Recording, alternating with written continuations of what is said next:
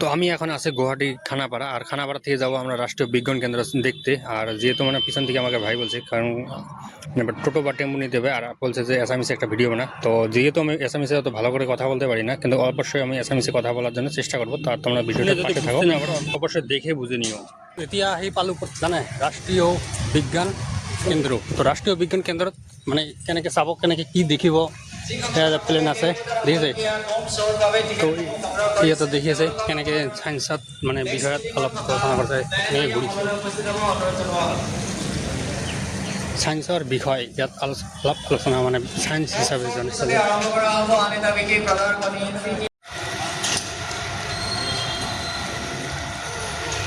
মিজোৰাম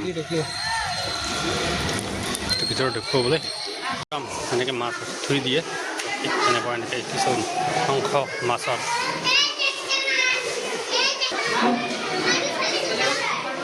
এবাৰ চাওক কেনেকুৱা কথা লগা এতে চাইছে।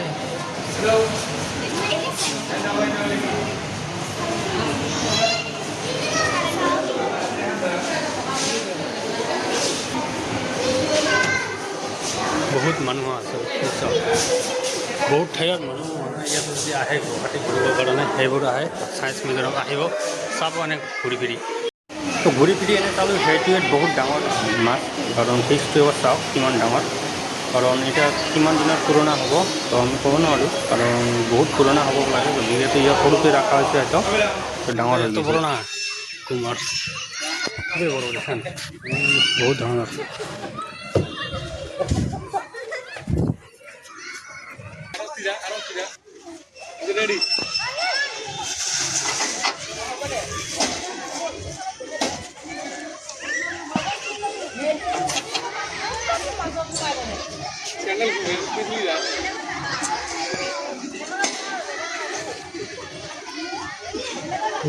ইয়াত যদি ঘূৰিব আহে না, বহুত কিবা কিবি চাব, ইয়াতে চাব পাৰিব। আৰু ইয়াতে মানে টিকেটটো ল'লে 60 টকাকৈ টিকেটটো ল'লে, ঠিক আছে।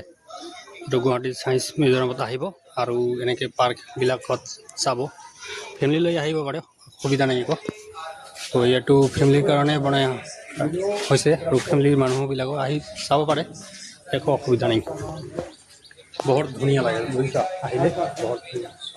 মই এতিয়া মানে বাহিৰৰ পৰা ইমান ভবাই নাছিলোঁ, আৰু যেতিয়া মানে লক্ষণে ক'লে তো চায়েন্স মিউজিয়ামত ভিতৰত সোমাম, তো আহি গ'লোঁ। আৰু এনে যদি ঘূৰে না বহুত ঠাই, আৰু ইয়াতে যদি আহে লাভ ৱাৰ চিৰিজ, তো এনেকৈ এখন আহি যাব। ইয়াতে পোষ্টবিলাক চাওক না এবাৰ, আমাৰ গাঁৱৰ ল'ৰাবিলাকৰ পোষ্ট, সেইবোৰ পোষ্ট গাঁৱত দিয়ে কিন্তু ইয়াতে নিদিয়ে হয়। হা, বহুত ধৰণৰ ঠাইৰ গাছবিলাক আছে, আৰু ইয়াতে সোমাব গ'লে 20 টকা ল'ব, অসুবিধা নাই, সেই কথা মই ভাবক পৰা নাই। মই বিচাৰিছোঁ এখন যে গ্লাছৰ এখন ঘৰ আছিলে, মানে গ্লাছ বনোৱা, মানে সিহঁতৰ মানে ভিতৰত সোমালে মানে দিশ যে আছে আপোনাৰ, দিশখন কোনফালেদি যেইফালেদি আপুনি যাব সেইফালেদি মানে দিশটো হেৰাই যাব। আৰু সেইখন ঘৰখন মই বিচাৰি আছোঁ, গ্লাছৰ ঘৰখন ক'ত আছে। তো সেইটো মই সুধি ল'লোঁ ইহঁতক, তাৰ কাৰণে মই ইয়াত গৈছিলোঁ। আৰু তাই ক'লে যে নাৰ্চাৰী, সেইখন নাৰ্চাৰীখন চালোঁ, ঘূৰি আহিব ইয়াই ধুনীয়া। তাই কল সন্মুখত আছে বোলে, তো যাই আছোঁ, চাই থাকক। ইয়াৰ এইবিলাক পাৰ্ক নিচিনা পাৰ্ক, ঠিক আছে। এইটো এখন হলত চাব, কিতাপ বহি পঢ়া।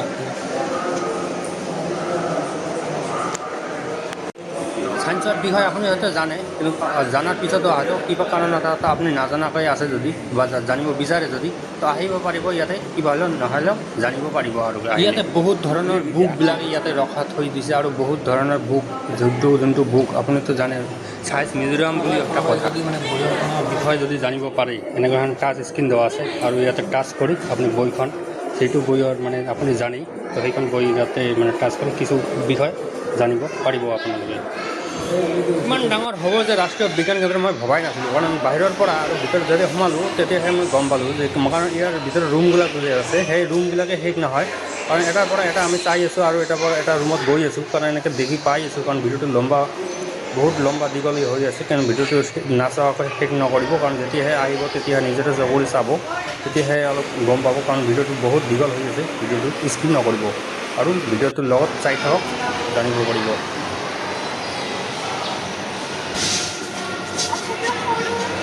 এঙুলৰ শাক নেকি?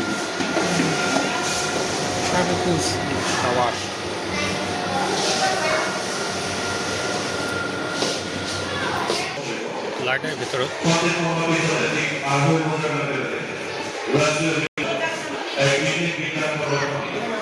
মৃত্যু মানুহৰ মুখত লৈ এনেকৈ লাইটৰ দৰে মানুহে কথা ক'ব পাৰে, ঠিক এনেকৈ যেনেকৈ জিন্দা মানুহে মুখ লৰা চৰা কৰে, ঠিক তেনেকুৱা মানুহৰ মুখ এনেকুৱা লৰা চৰা কৰি কথা শুনা আৰু তোক এনেই থুই দিয়া আছে পুৰণা এটা দেহ, ঠিক আছে। তো এবাৰ মই লৈ গৈ আছোঁ এখন কয়লাৰ খনিত। তো কয়লাৰ খনিৰ ভিতৰত সোমোৱাৰ পিছত আমি এনেই ভবা নাছিলোঁ, তেতিয়াহে যেতিয়া সোমালোঁ তেতিয়াহে গম পালোঁ ইয়াৰ কয়লাৰ খনিৰ ভিতৰত কেনেকৈ ধৰণৰ কাম কৰে মানুহবিলাক, যে কয়লাৰ খনিৰ ভিতৰত। আৰু এনে দেখিছে ৰেল ডাব্বাৰ নিচিনাকৈ কয়লা উঠাই মানে ঠেলি এনেকৈ পাৰ কৰা আছে, আৰু এনেকৈ সজাই ৰখা হৈছে কয়লাৰ খনিত কেনে ধৰণৰ কাম কৰে, কয়লা কেনেকৈ খান্দাব লাগে, ঠিক এনে ধৰণৰ মানুহে কাম কৰে, আৰু ঠিক এনেকৈ সজাই ৰখাই থৈ দিয়া আছে। আহি চাব পাৰিব আপুনি কয়লাৰ খনিত কেনে ধৰণৰ কাম কৰি থকা হয়, বুজিছ। আহি গ'লো আৰু একটা বেলেগ এখন ঠাইত আমি বিচাৰিছোঁ এখন গ্লাছৰ ইয়াত ভিতৰত এখন ৰুম আছে, সেই ৰুমখন আমি বিচাৰিছোঁ। ঠিক তেনেকুৱা এনেকুৱা ধৰণৰ চাৰিওফালে এটা মানুহৰ যদি সোমাই যায়, কোনফালে তাৰ দিশটো তাই মানে পাহৰি যায়। আমি ৰুমটো বিচাৰি বনাই থৈ দিছে না, আপুনি যদি ইয়াৰ ভিতৰখন চাই, কি চালে আপুনি চাওকচোন, এইফালে চাওক, এইখন যে আছে আৰু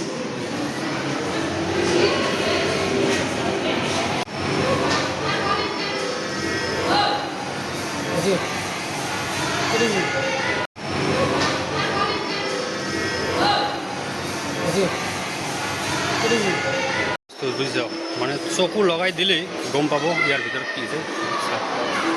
মোবাইলটো লগাই দিছোঁ, কি কৰে।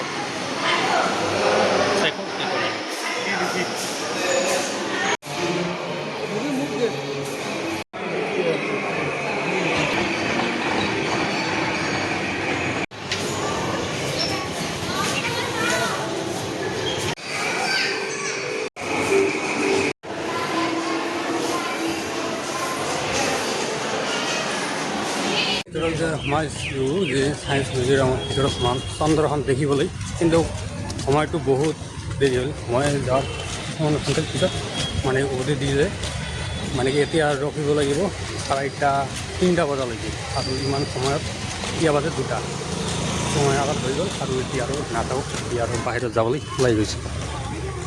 আৰু এতিয়া আমি বেলেগ ঠাইত যাম, আৰু এতিয়া ক'ত যাম সেইটো বেলেগ দিন বেলেগ এখন ঠাইত হ'ব, ঠিক আছে।